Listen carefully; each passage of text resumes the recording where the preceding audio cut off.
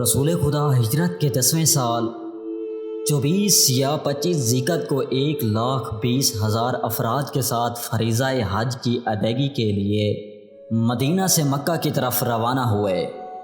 چونکہ یہ حج رسول خدا صلی اللہ علیہ وآلہ وسلم کا آخری حج تھا، اس لیے حجۃ الوداع کے نام سے مشہور ہوا۔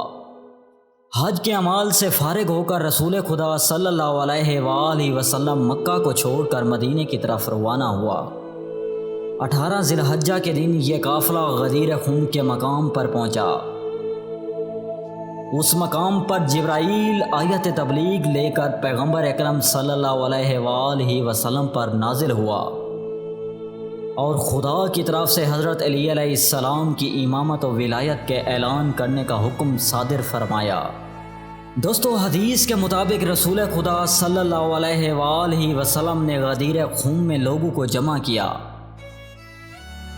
اور حضرت امام علی علیہ السلام کا ہاتھ تھام کر بلند کیا تاکہ سب لوگ آپ علیہ السلام کو دیکھ سکیں، اور اس کے بعد فرمایا، کیا میں مومنین پر حق کے تصرف رکھنے میں ان پر مقدم نہیں ہوں؟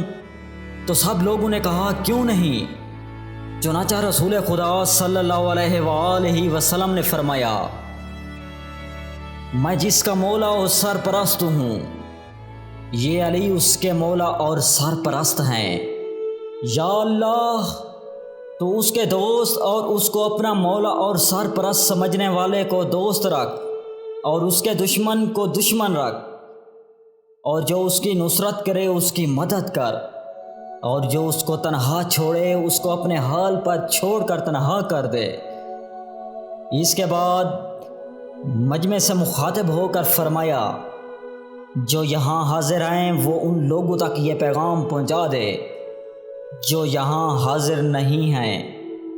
دوست، رسول خدا صلی اللہ علیہ وآلہ وسلم فرماتے ہیں، عید غدیر کا دن میری امت کے لیے بڑی عیدوں میں سے ہے۔ اس دن خدا نے بہت بڑا حکم صادر فرمایا۔ اس دن میرے بھائی علی ابن ابی طالب علیہ السلام کو امت کے لیے امام کے طور پر منتخب کیا تاکہ میرے بعد میری امت اس کے ذریعے ہدایت پا سکے۔ یہ دن وہ ہے جس دن خدا نے دین اسلام کو مکمل کیا اور میری امت پر اپنی نعمتوں کی تکمیل کی، اور اسلام کو بعنوان دین ان سے قبول کیا۔ اسی طرح امام جعفر صادق علیہ السلام فرماتے ہیں، غدیر کا دن خدا کا بڑا دن ہے۔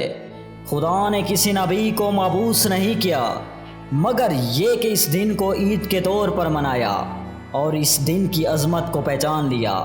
اس دن کو آسمان میں عہد و پیمان کا دن کہا جاتا ہے، اور زمین میں محکم میثاق اور تمام لوگوں کے جمع ہونے کا دن ہے۔